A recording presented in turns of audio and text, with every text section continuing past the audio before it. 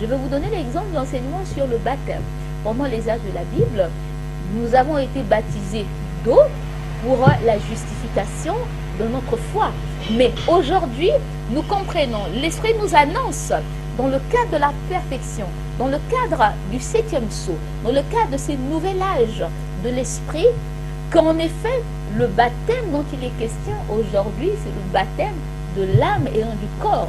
Parce que pendant les âges de l'Église, nous avons plongé nos corps dans l'eau pour obtenir la justification, pour obtenir... Mais dans le fond, ce qui doit être baptisé, c'est ce qui doit être sauvé, c'est ce qui sera sauvé en nous. Or que le corps ne sera pas sauvé, le corps est matériel. Ce qui sera sauvé en nous, c'est notre âme. Et donc, c'est notre âme qui doit, au dernier jour, se baptiser dans l'eau pour qu'elle soit sauvée. Et cette eau qui doit baptiser l'âme n'est pas l'eau physique, c'est l'eau qui typifie la parole de Dieu, la révélation d'Adonai Dieu au dernier jour. C'est cela, l'eau qui doit baptiser notre âme afin qu'elle soit sauvée au dernier jour. Alors là, vous voyez que les mêmes enseignements que nous avons reçus pendant les âges de l'Église vont à leur perfection, sortent de leur cadre symbolique. Mais pendant les âges de l'Église, il était bien normal que nous soyons baptisés dans l'eau, que nous baptisions nos corps au lieu de nos âmes. Alors, pour poursuivre, il y a plusieurs enseignements comme ça, après les âges de l'Église, vont sortir de leur enveloppe, vont sortir dans leur cadre symbolique, pour nous donner leur côté réel. Ces derniers jours qui typifient l'âge de la perfection est un moment important pendant lequel Adonai Dieu va travailler avec un type de personnes qu'il appelle les fils de Dieu. C'est pourquoi Paul nous le dit dans Romains chapitre 8, à partir du verset 19. Qu'est-ce que ce passage veut réellement dire? En effet, Paul, qui était aussi prophète, savait qu'après les âges de l'Église, qu'après le processus de l'Église, quelque chose de nouveau viendrait. C'est pourquoi il a pris le soin d'avertir l'Église pour dire qu'en effet, le monde entier est dans un ardent désir de voir qu'Adonai Dieu révèle ses fils. En temps normal, Adonai Dieu devait révéler les 5 ministères, devait révéler les pasteurs. Ici, la révélation des fils de Dieu veut dire la manifestation. Adonai Dieu va manifester au milieu des hommes les fils de Dieu, les fils de la parole. Alors ici, fils de Dieu, à quel sens? Quand on parle de fils, on veut parler d'un enfant qui a atteint la maturité, un enfant qui peut représenter son père, un enfant qui a atteint le niveau d'héritier ou d'héritière. C'est celui qu'on appelle fils. Un fils de Dieu n'est pas le croyant ordinaire. Un fils de Dieu n'est pas ce qu'on appelle un enfant de Dieu. Mais ici, fils de Dieu, que Adonai Dieu doit manifester au dernier jour, ce sont les croyants qui sont arrivés à maturité.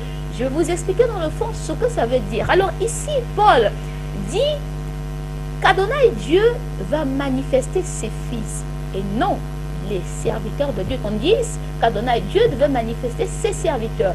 Adonai Dieu va utiliser un type d'homme, un type d'humain qu'il appelle les fils de Dieu. Alors, qui sont les fils de Dieu et qu'est-ce qu'un fils de Dieu? En effet, si vous lisez Galates chapitre 1 à partir du verset 15, c'est tout esprit humain qui a été mis à part et consacré par Adonai Dieu depuis le sein maternel. Si vous allez aussi dans Juge chapitre 13, là nous remarquons qu'il est dit au sujet de Samson qu'il a été consacré depuis le sein de sa mère. Et donc un fils de Dieu, le terme de fils de Dieu est attribué à tout esprit humain qui est mis à part depuis le sein de sa mère, qui est consacré depuis le sein de sa mère par Adonai Dieu lui-même.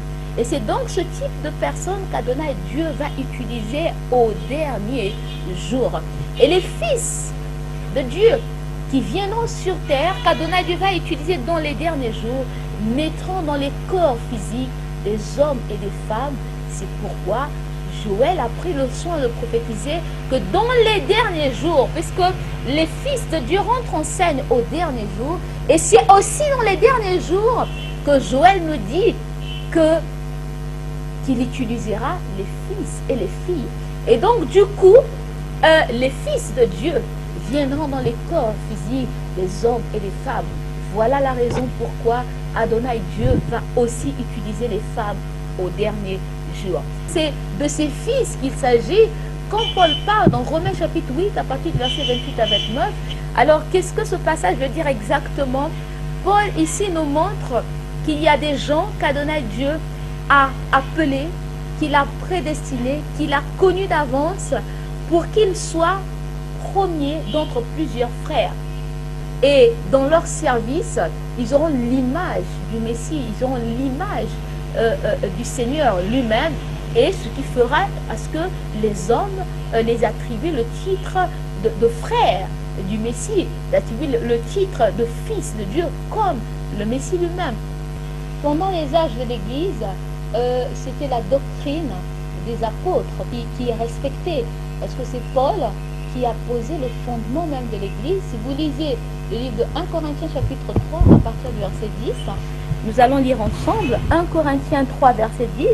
Paul dit: selon la grâce de Dieu qui m'a été donnée, j'ai posé le fondement comme un sage architecte et un autre bâtit dessus.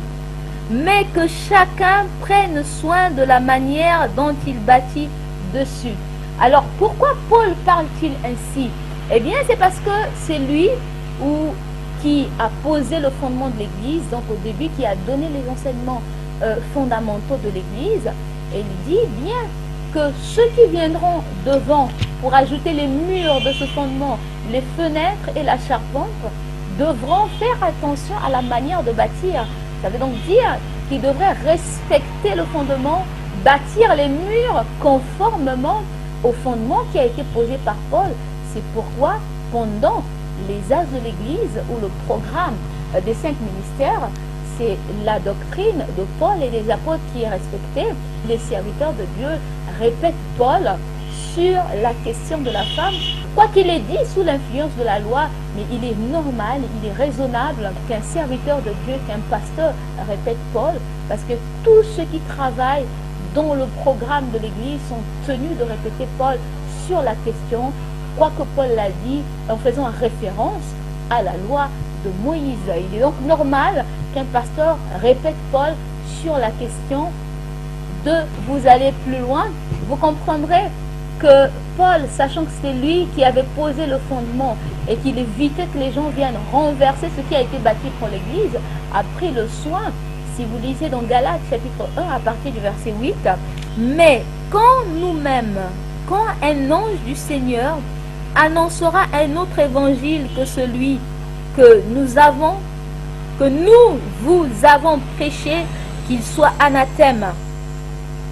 Nous l'avons dit précédemment et nous répétons à cette heure, si quelqu'un vous annonce un autre évangile que celui que vous avez reçu, qu'il soit anathème. Alors, cet avertissement de Paul concerne bien les âges de l'Église, le programme de l'Église, l'enseignement de l'Église. Et tous ceux qui travaillent dans le programme de l'Église, ça veut dire les 5 ministères, sont tenus de prendre référence sur les enseignements de Paul, sont tenus de respecter le fondement tel que Paul l'a posé. C'est pourquoi sur la question de la femme, il est normal qu'un pasteur répète Paul sur la question. Mais au dernier jour, comme nous l'avons dit précédemment, que le programme de l'Église s'arrête, que le programme des 5 ministères prend fin. Et Adonai Dieu utilise le ministère de Élie pour achever son plan au dernier jour. C'est pourquoi, dans les derniers jours, l'Esprit dit que je mettrai mon esprit sur toute chair, vos fils et vos filles prophétiseront. C'est dans le cadre des derniers jours, à la fin du programme de l'Église, à la fin de l'enseignement de l'Église et des apôtres, le Saint-Esprit fait rentrer en scène aussi les femmes pour achever ses plans.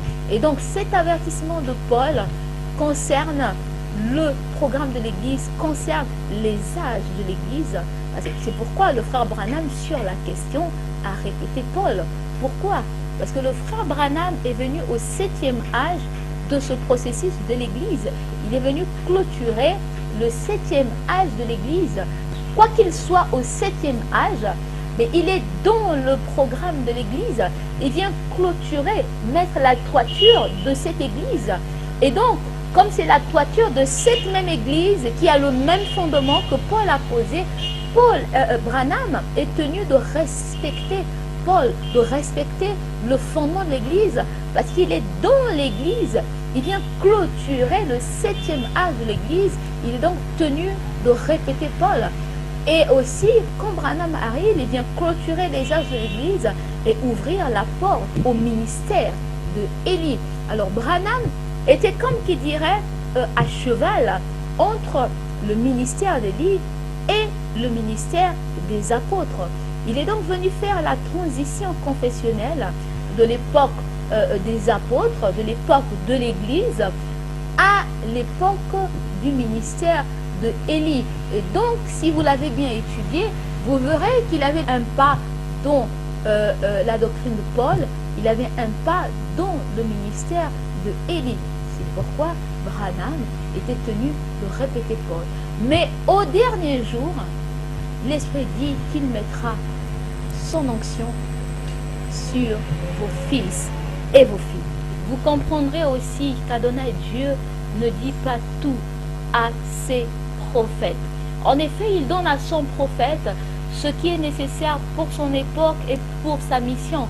À la rigueur, il fait miroiter à son prophète l'âge à venir, mais il ne rentre pas à l'intérieur de tous les âges. Il ne dit pas tout à son prophète. Vous pouvez prendre l'exemple de Adam dans le jardin d'Éden. Adonai Dieu n'a pas dit à Adam ce qui devait arriver ensuite, qu'il devait être tenté par le diable et tout ce qui allait s'en suivre. Adonai Dieu l'avait juste donné un commandement que vous ne mangerez pas le fruit de l'arbre de la connaissance du bien et du mal. Mais Adonai, ça connaissait la suite, mais qu'il n'a pas dit à Adam. Il a laissé Adam évoluer et découvrir ce qui l'attendait. C'est la même chose si vous venez avec Abraham. Quand Adonai Dieu demande à Abraham de faire le sacrifice dans son fils, Adonai Dieu connaît la fin de l'histoire, mais il ne l'a pas dit à Abraham. Et Abraham n'avait pas la fin de l'histoire. Si vous venez au temps de Moïse, Adonai Dieu dit à Moïse de prendre le peuple d'Israël d'Égypte et de l'emmener à Canaan. Moïse prend Israël, sort avec Israël, mais ne sait pas. Adonai Dieu ne lui dit pas ce qui va arriver en route. Adonai Dieu ne lui dit pas que lui, Moïse, ne rentrerait pas à Canaan. Adonai Dieu ne dit pas tout à son serviteur, à son prophète. Il lui dit ce qui concerne son époque, son âge et sa mission. À la rigueur, il lui miroite l'âge à venir.